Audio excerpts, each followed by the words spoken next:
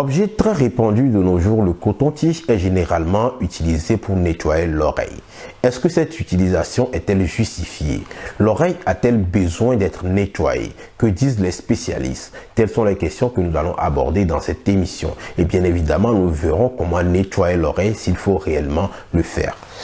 Mais bien avant de répondre à ces questions, nous allons voir ensemble de quoi est composée ton oreille. L'oreille, organe de l'audition mais également de l'équilibre, est composée ou est subdivisée en trois parties. Une partie externe composée du pavillon et du conduit auditif externe, mais également d'une partie appelée oreille moyenne composée de la chaîne tympano-ossiculaire et pour finir une partie dite interne composée de la cochlée. Dans le conduit auditif externe se trouve une substance appelée le cérumen. Le cérumen est fabriqué de manière naturelle par les glandes appelées les glandes cérumineuses. Cette substance composée de corps gras, d'acides aminés et de minéraux peut se mélanger au poil et à la poussière contenue dans l'oreille. Et généralement, son élimination se fait de manière naturelle. Le cérumen, en dépit de sa couleur et quelquefois de son odeur, ne constitue pas un déchet. Sa sécrétion permet donc de lubrifier le conduit auditif externe, mais également constitue une barrière de protection contre les microbes, les champignons et les bactéries. Il permet également le nettoyage du conduit auditif externe par un mécanisme d'auto-nettoyage. Quelquefois, une accumulation de cérumen peut se produire. C'est ce qu'on appelle un bouchon de cérumen.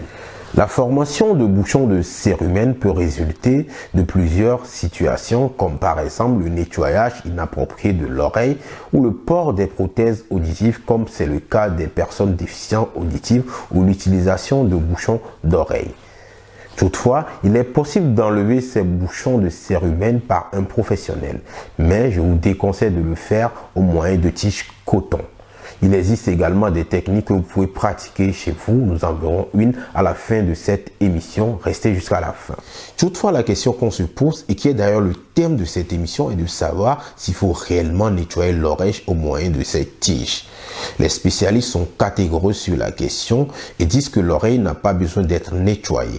En effet, l'oreille a son propre système d'auto-nettoyage et le nettoyage au moyen de coton-tige prive l'oreille de son système de défense. L'oreille va être moins protégée et va être plus agressée. Aussi, une utilisation régulière du coton-tige entraîne des dommages à la peau, une infection et des blessures du tympan. L'introduction d'un coton-tige entraîne également la poussée du cérumen présent dans l'oreille. Ce déchet, au lieu d'être éliminé, va être poussé contre le tympan, ce qui crée bien évidemment le bouchon de cérumen. Et à force de nettoyer, il y aura de moins en moins de cérumen et l'oreille sera moins protégée.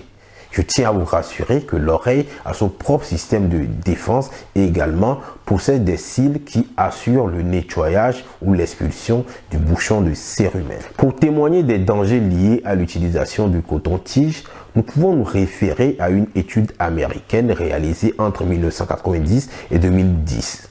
Selon cette étude, plus de 263 000 enfants âgés de moins de 18 ans ont été admis en urgence suite aux blessures liées au coton-tige. En plus d'éviter l'utilisation du coton-tige, d'autres objets comme le crayon, une allumette ou une trombone sont également à éviter. On peut toutefois utiliser ces bâtonnets pour nettoyer le cérumen apparent. Chez les tout petits par exemple, il existe des bâtonnets plus gros qui permettent de limiter l'introduction dans le conduit auditif externe. On peut également utiliser de l'eau tiède ou de l'eau oxygénée pour le nettoyage de l'oreille. Dans ce cas, comment procède-t-on?